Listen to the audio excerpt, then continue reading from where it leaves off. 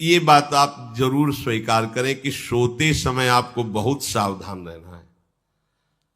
और प्रायः गलती सोते समय करते हैं उपासक की कोई प्रपंच की बात याद करते हुए या मोबाइल देखते हुए या कोई गंदी चेष्टाओं का आपकी रात बेकार चली जाएगी।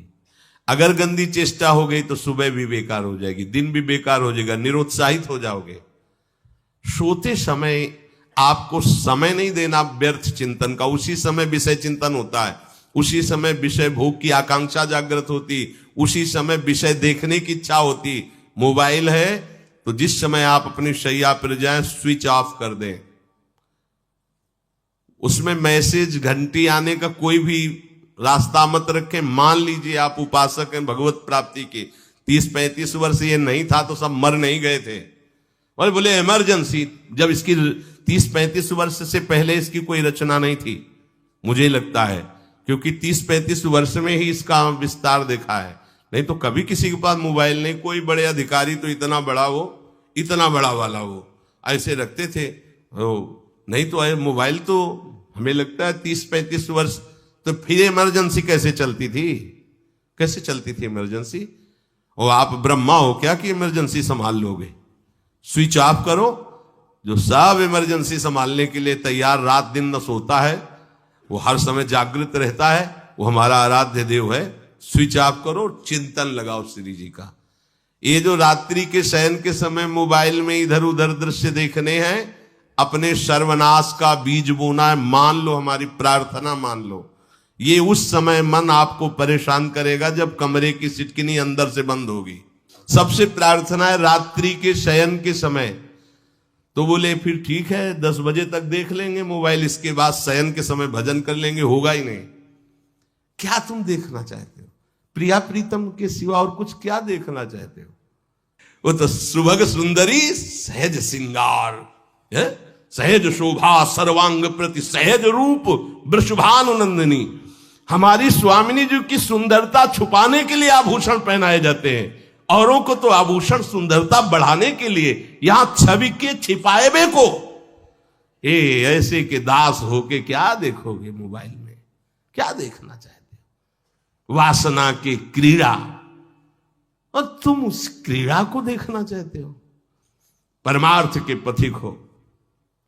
देखना है तो प्रभु को देखने की वृत्ति रखो, अन्यथा मूंद लो आंखें। प्यारे, महान फल प्राप्त करोगे। सबसे प्रार्थना है एकांत में मोबाइल रूपी दुश्मन से बचो। क्योंकि जब आप गंदी बात कहीं देखोगे तो आपके अंदर वैसे ही चिंतन बनेगा। वो ऐसे ही लगेगा, मैं भी ऐसा करूं, मैं भी ऐसा भोगूं, मैं भी ऐसा देखूं। मान लीजिए आप, जब हमारे शास्त्र कहते हैं कि पशु पक्षियों के मैथुन को भी नहीं देखना है, अगर ऐसा एक बार दृष्टि पड़े तो मानसिक प्रणाम करके दोबारा दृष्टि ना देना। और आप मोबाइल में ऐसी चेष्टाएं देखोगे, कैसे आप भगवत भजन करोगे? कैसे भगवत प्राप्ति का उद्देश्य रख पाओगे? ये कलयुग की बहुत महीन चाल है कि उसके बिना काम नहीं चलेगा और हम तुम्हें काम से युक्त कर देंगे। इसके बिना काम चलेगा नहीं, तुमको रखना पड़ेगा। और जब तुम इसे रखोगे तो हम काम अपना कर लेंगे। कलयुग ने कहा हम अपनी व्यवस्था बना लेंगे। यहां कह रहे, जब आप नींद में जा रहे हैं तो बिल्कुल मानो मृत्यु शैया पे जा रहे हैं। आपको उस समय नाम जप में बहुत ध्यान देना है, कहीं मन बहक ना जाए। तो क्या होगा, 5-6 घंटे जो आप लेटोगे ना, वो भी भजन हो जाएगा। हमारा जो सततम योमाम स्मरति नित्यशा है ना, ये पूरा हो जाएगा। नहीं, उस समय हम सो जाएंगे तो हमारा 6 घंटे का वियोग हो गया, 6 घंटे भजन रुक जाएगा। और ये 100% पक्की बात अनुभव की कहते हैं, यदि सोते हुए भजन करोगे तो जगते। कई बार तो पकड़ा है कि अगर आधे पद में बेशुद्ध हो गए तो वो पद पूरा जगते ही शुरू हो गया है।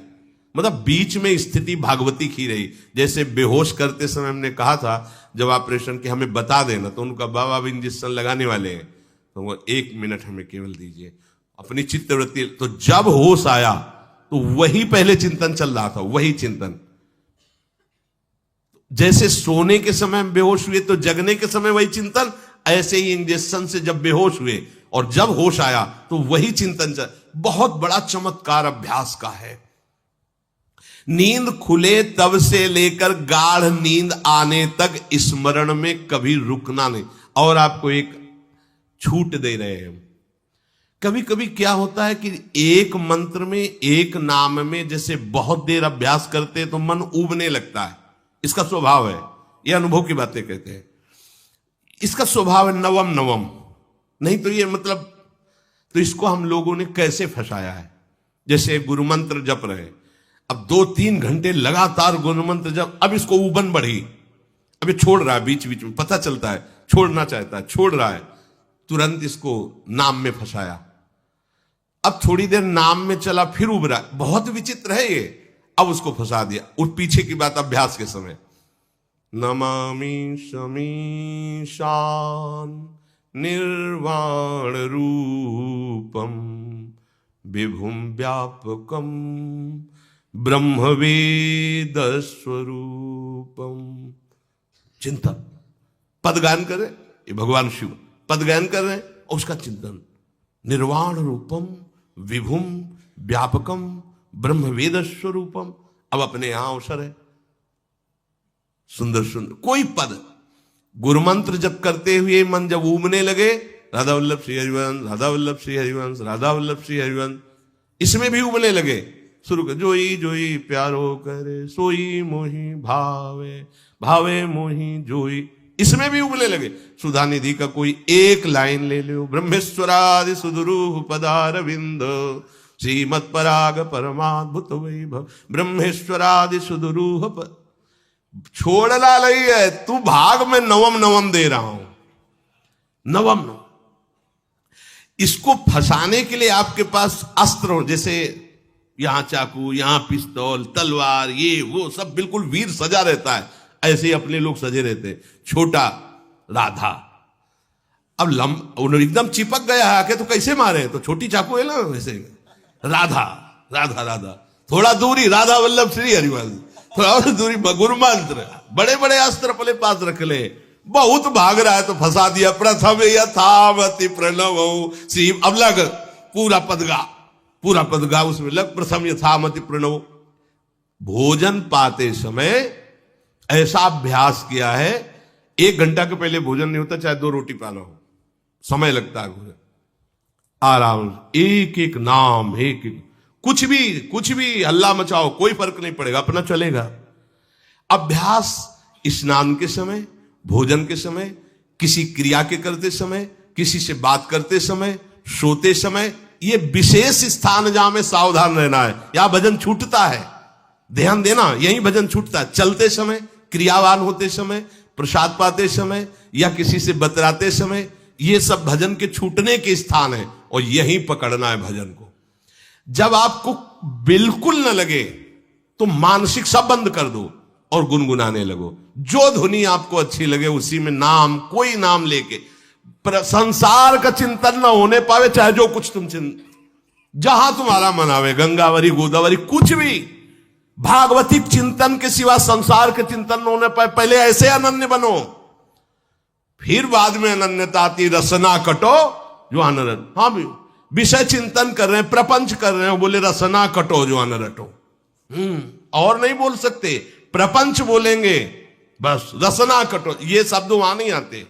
पहले हम आपको छूट देते, भक्त चरित्र, भगवान के चरित्र, नाम, कीर्तन, मंत्र, जो भी चाहो, संसार का चिंतन मत होने देना, पहले ये पकड़ो। फिर आगे चल करके जब पवित्र हृदय होगा तब ये निष्ठा आती, रसना कटो जो अन रटो, निरखियन फुटो नयन। मान लो संसार का चिंतन नहीं करने देना है इसको, आप जैसे बने वैसे करो भागवतिक चिंतन। कोई नाम ले लो, कोई मंत्र ले लो, तुम्हें जो प्रिय लगे, हम छूट देते हैं। ये हम नहीं करें कि रसना कटो जो अन रटो, ये बाद की बात है। हमें पहले इसका संसार चिंतन रोकना है। कैसे छूटेगा, कैसे छूटेगा, हमें यह पकड़ना है। नहीं तो निष्ठा की बात, जो हरि नाम जगत त्रिशिरोमणि वंश बिना कब हूं, हरिवंश बोलेंगे नहीं, हरि बोलना नहीं है, हरि बोलना नहीं, क्योंकि जो हरिनाम जगत त्रिशिरोमणि वंश बिना, हरिवंश बोलना नहीं है, क्योंकि प्रपंच में रति। तो क्या करो, जो तुम्हें प्रिय लगे पहले उसे पकड़ो, ये हम अंदर की बात करें, प्रवचन की बात नहीं कह रहे। मन को फंसाना है हमें। राम कृष्ण हरि जहां लगे इसको लगाओ, पहले इसको फंसाओ, संसार का चिंतन न होने दे। गीता भागवत भक्त चरित्र कुछ भी कहीं भी इसे फंसाओ, पहले संसार का चिंतन न होने दो, फिर लाओ इसको घुमा के निकुंज वाटिका में।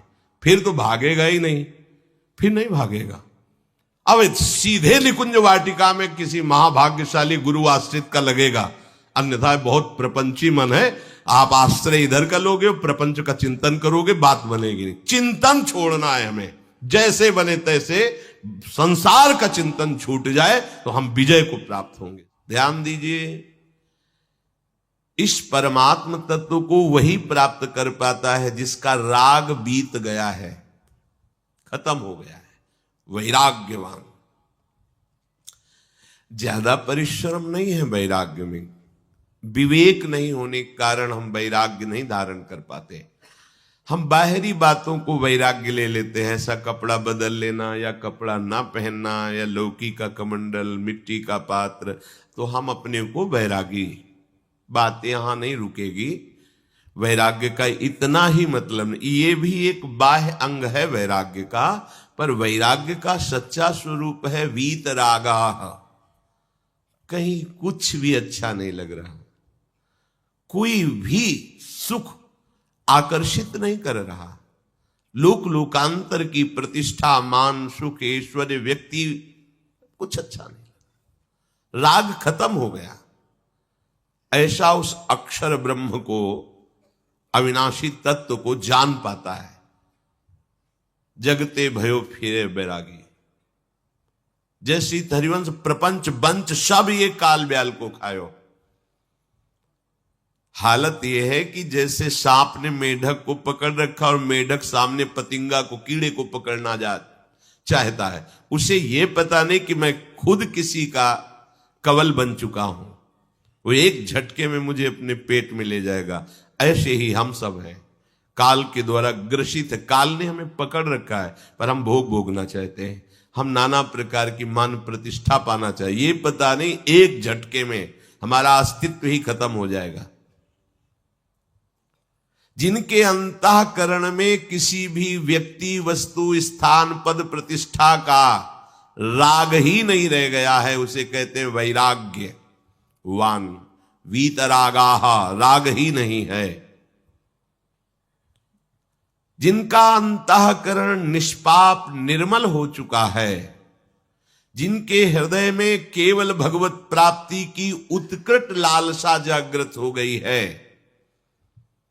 ऐसा साधन संपन्न उपासक परमात्म तत्व में प्रवेश पाता है। अध्यात्म मार्ग की ऊंचाई पर वो स्थित हो जाता है। यदि छंतु ब्रह्मचर्यम चरंती, जिनकी इच्छा एकमात्र भगवत प्राप्ति की है, यदि छंतो, तो उनको क्या करना होगा? ब्रह्मचर्यम चरंती, ब्रह्मचर्य का पालन करना होगा। प्रत्येक इंद्रियों का निर्विषय हो जाना वास्तविक ब्रह्मचर्य है। केवल जनेन्द्रिय से ही ब्रह्मचर्य को नहीं लेते। हमारी प्रत्येक इंद्रिय भोगों से रहित होकर भगवत अनुराग में, नेत्र प्रभु को देखना चाहते हैं, त्वगेंद्री प्रभु को स्पर्श करना चाहती है, घ्राणेन्द्री प्रभु के श्री अंग की गंध पाना चाहती है, श्रवणेन्द्री प्रभु के वचन सुनना चाहती है। एक एक इंद्रिय अपने प्रभु में लग गई, अंतर्मुख हो गई, बाहर विषयों का त्याग हो गया। इसे ब्रह्मचर्य कहते हैं। पर प्रारंभिक ब्रह्मचर्य में जनेन्द्रिय का ब्रह्मचर्य अत्यंत आवश्यक है। यदि जनेन्द्रिय जन्य व्यभिचार दोष से युक्त है तो कदापि उसे भगवत प्राप्ति नहीं हो सकती। शुभ गति व्यभिचारी शुभ गति चाहे, असंभव। और भगवत मार्ग में सबसे बड़ा दुश्मन यही व्यभिचार दोष है, काम। इसी से हमारा हृदय मलिन होता रहता है, अंधा बटे और पड़ा चबाए वाली दशा रहती है। कहते हमें 50 वर्ष हो गए। अरे 50 जन्म हो जाए, तुम व्यभिचार करो, गंदी बातें करो, गंदे चिंतन करो, सो समय व्यतीत कर, अनंत जन्म व्यतीत हो गए, भगवत प्राप्ति हुई क्या? 50 वर्ष से भगवत प्राप्ति हो जाएगी क्या? 5 मिनट काफी है भगवत प्राप्ति में, एक बार नाम काफी है। वो स्थिति तो लाओ। बार बार बहिर्मुख वृत्तियों के द्वारा विषयों में सुख बुद्धि कर लेने से हमारा सारा का सारा अध्यात्म चिंतन बदलता रहता है, इसलिए लाभ नहीं मिल पाता, एक रस चिंतन नहीं रह पाता। बार बार विक्षेपी विषय करते रहते हो, हम सहते रहते हैं और भोगते रहते हैं। एक बार तो हिम्मत करके उठो, अब लो नशानी अब ना नशई हो, एक बार तो दृढ़ बनो। बस मन के अनुकूल चलने की बात को तुम्हें रोकना होगा, तभी तुम्हारे अंदर यदि क्षंतो, ऐसी इच्छा जागृत होगी। पक्का पक्का ऐसा ही है, जब हम किसी विषय के वेग को सहते हैं, विषय नहीं भोगते हैं, तो मन बहुत जलाता है। उस जलन में फिर एक ही बात होती है, बस भगवत प्राप्ति हो जाए, झंझट खत्म हो जाए। कब तक हम इसमें चलेंगे? एक बार भगवत, वो जलन हमको भगवत प्राप्ति की इच्छा प्रकट करती है। अपने लोग क्या करते हैं, जलन को मिटाने की कोशिश करने लगते हैं, तो भगवत प्राप्ति की इच्छा क्या, भोग प्राप्ति की तृष्णा जागृत हो जाती है। भोगे हुए भोगों को बार बार भोगने की इच्छा का नाम तृष्णा है। बाहर और भीतर से कोई सहयोगी नहीं, जल रहा है उपासक, तब रास्ता निकलता है भगवत प्राप्ति का, तब इच्छा प्रकट होती। अब नहीं, बहुत जल लिया, अब तो केवल प्रियाजू के समीप जाना है, अब तो प्रभु के सानिध्य में रहना है, नहीं इन भोगों की जलन में जलना है। पर यहां तक पहुंचने के लिए जलना होगा, तभी लिखा सहित सहित बाढ़ है भगति तास्तिति क्षस्व भारत, क्योंकि आगमा पाइनो अनित्यास, ये नाशवान काम क्रोध आदि तुम्हें प्रेरित करेंगे, तुम इनके वेगों को सह जाओ। ये स्थायी नहीं है, आगमा पाइनो है, आने जाने वाले हैं, और ये सहन करने से नष्ट होते हैं, भोगने से बढ़ते हैं। यदि क्षंतो, अगर भगवत प्राप्ति की इच्छा है तो ब्रह्मचर्यम चरंती, ब्रह्मचर्य का पालन करना ही होगा, इसमें कोई गुंजाइश नहीं, क्योंकि आप चल ही नहीं सकते। ध्यान से सुन लो, ये मनोरंजन का मार्ग नहीं है, इसमें मन ही मार तनहारिक वृंदावन में गाज, इसमें मन मारना होगा। प्रायः ये मन को दुलार करने वाले लोग कभी भाग्य से सत्संग में भी आ जाते हैं, कभी श्री विग्रह के दर्शन करने भी मंदिर पहुंच जाते हैं, कभी तीर्थ याटन भी करते हैं, पर इनका कोई लक्ष्य नहीं होता। आज सुन लिया सत्संग, बढ़िया है, लक्ष्य नहीं होता। यहां लक्ष्य वालों की बात हो रही। यदि क्षंतो, यदि तुम्हारी ऐसी इच्छा जागृत हो रही किसी जन्म में भगवत प्राप्ति करनी, तो ब्रह्मचर्यम चरंती, आप सच्ची मानिए, जिसके निकालने में तुमको सुख की अनुभूति हो रही, उसको रोकने में कितनी सुख की अनुभूति होगी। उन्मत्त हो जाओगे, बहुत जल्दी आपके सारे के सारे करण भगवदाकार होने लगेंगे यदि आप ब्रह्मचर्य का पालन करेंगे। शरीर स्वस्थ, हल्का, मन प्रसन्न, नींद आदि पर विजय, कितने गुण ही गुण। और ब्रह्मचर्यहीन आलस्य, प्रमाद, भोगों का चिंतन, मन का डिप्रेशन में पहुंचना, कमर में दर्द, टांगों में दर्द, सर में दर्द, घबराहट होना, बिना किसी कारण के मन भयभीत हो रहा है, भोजन अपच हो रहा है, बिना किसी प्रक्रिया के वीर नाश हो रहा है, बिना किसी प्रक्रिया के। काहे को मृत्यु स्वयं स्वीकार कर रहे हो, ये मृत्यु है। चाहे भगवान दत्तात्रेय जी बोल रहे हैं या भगवान कपिल देव जी बोल रहे हो, जब उपासक को संबोधन करते हैं भगवत प्राप्ति के लिए, तो कहते हैं कि इस भोग वृत्ति को साक्षात मृत्यु रूप देखो, ये मृत्यु है तुम्हारी। जब शरीर राग त्यागना है तो तुम शरीर से भोग भोगोगे तो आसक्ति शरीर की पुष्ट होगी, आसक्ति भोग सुख की पुष्ट होगी, है नहीं। कितने दिन शरीर रहेगा, कितने दिन भोग रहेंगे। विचारवान बनो, ब्रह्मचर्यम चरंती, ब्रह्मचर्य का पालन करो। उपासक जो ब्रह्मचारी होता है उसका खिला हुआ चेहरा रहता है, जैसे कमल खिला हुआ, बिना किसी कारण के उसकी मुख मुद्रा में प्रसन्नता होती है। जो ब्रह्मचर्यहीन होता है बुझा हुआ चेहरा होता है, तेजहीन, बिना किसी कारण के वो शोकग्रस्त लगता है। बैठा है, आपको लग रहा है शांत है, लेकिन आप चेहरे को देखो, वो एक शोकग्रस्त है, कुम्हलाया हुआ चेहरा, अशांत चेहरा। मुख प्रसन्न, तन तेज विराजा, यह है ब्रह्मचर्यम चरंती, भगवत आराधन संपन्न उपासक का। जैसे आग में पैर रखते हुए कोई चले तो कैसे चलेगा, ऐसे ही ब्रह्मचारी की पहचान है। इतनी स्फूर्ति उसके अंदर होती, जैसे आग में चलने वाला पूरा पैर नहीं रख पाएगा, अगला कदम रख देगा क्योंकि ताप लग रहा है, ऐसे उसकी स्फूर्ति होती पैरों में। उसकी आंखें एकाग्र रहती है, चंचलता इधर उधर या बार बार झपकना यह विषयी पुरुष का लक्षण है। बार बार पलक झपकना यह विषयी पुरुष का लक्षण है। इधर उधर ताक झांक, चंचलता, ऐसा बैठे तिनका तोड़ रहा है, पैर हिला, ये सब विषयी पुरुष के लक्षण है। ये तो बिल्कुल साधारण स्पष्ट दिखाई देता है आदमी विषयी है या ब्रह्मचारी, एक सेकंड में लक्षण होते हैं। आपको जब भगवत मार्ग का अवसर मिला है तो गृहस्थ हो, संतान हो गई, ब्रह्मचर्य से रहो। नहीं चाहिए संतान तो भ्रूण हत्या, गर्भ हत्या जैसे महापाप करने की क्या जरूरत है। उसी वीर से संतान उत्पन्न होती है जिसको आप नष्ट कर रहे हो, जिसको आप ऐसे पानी में बहा रहे हो, व्यर्थ फेंक रहे हो, तो उसको भ्रूण हत्या का पाप लग रहा है, तो तुमको पुण्य लग रहा है, वीरपात कर रहे हो तुम्हें भी वही हत्या लग रही है, क्योंकि उसमें वही जीवात्मा है जो मां के गर्भ में जाके बालक रूप धारण कर लेती है, उसको तुम नष्ट कर रहे हो। पर बुद्धि भ्रष्ट हो गई है, समझ में नहीं आता, व्यर्थ में वीरपात करते हो, व्यर्थ में। तुम्हारा भजन बनेगा, तुम अध्यात्म के योगी बनोगे, मजाक है अध्यात्म का मार्ग।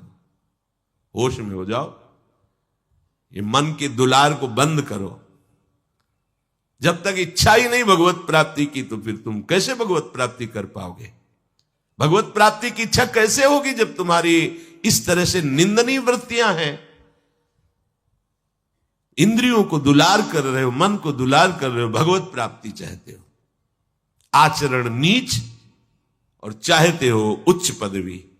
सावधान हो जाओ।